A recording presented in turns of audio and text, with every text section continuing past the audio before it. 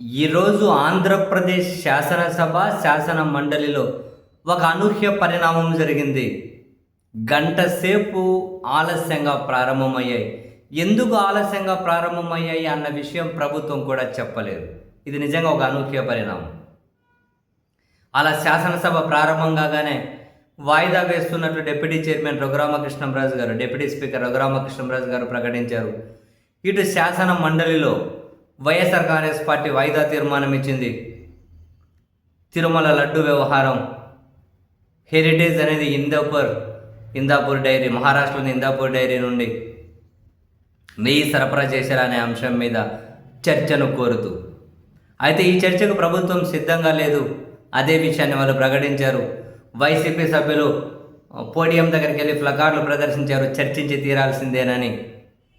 కౌంటర్గా అటు ప్రభుత్వం వైపు నుంచి మంత్రి పార్థసారథి గారితో పాటు మరికొందరు అంటూ ఉన్నారు, వైసీపీ తప్పు చేసింది, వైసీపీ అది చేసింది, అది చేసి మళ్ళీ ఇక్కడ ప్లకార్డులు ప్రదర్శిస్తున్నారు, అటు ఇటు అది ఇది అని. సో ఈ ఆందోళనల మధ్య మండలి చైర్మన్ శాసన మండలిని వాయిదా వేశారు.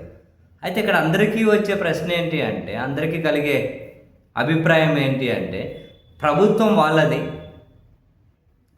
తిరుమల లడ్డు, హెరిటేజ్, ఇందాపూర్ డైరీ, దీని మీద చర్చను వైసీపీ కోరుకుంటుంది. అటు ప్రతిపక్షం చర్చను కోరుకుంటే వాళ్ళు తప్పు చేశారు అని చెప్పి ఇన్ని రోజులు ఆరోపణలు చేసిన అధికార పార్టీ కరెక్ట్ అయితే మరి చర్చ ప్రారంభించండి, మంచిదే కదా. వైసీపీ వాళ్ళు తప్పు చేశారని చెప్పి చర్చ ద్వారా నిరూపించండి. ఇటు ప్రభుత్వం తన చిత్తశుద్ధిని దాన్ని నిరూపించుకోవచ్చు కదా. జనరల్గా వైసీపీ తప్పు చేసింది అది ఇదని ఇలా అంటారు కదా, మరి నిరూపించండి. చర్చ వాళ్ళే కోరుకుంటున్నారు, బయట చర్చ కోరుకోవడంలే, డైరెక్ట్గా మండలిలోనే చర్చ కోరుతూ ఉన్నారు. మరి ప్రాబ్లం ఏంటి?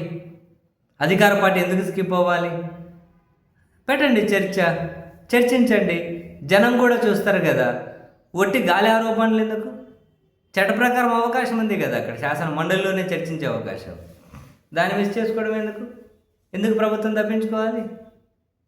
జనరల్ ఎవరికైనా కలిగే అభిప్రాయమే కదా.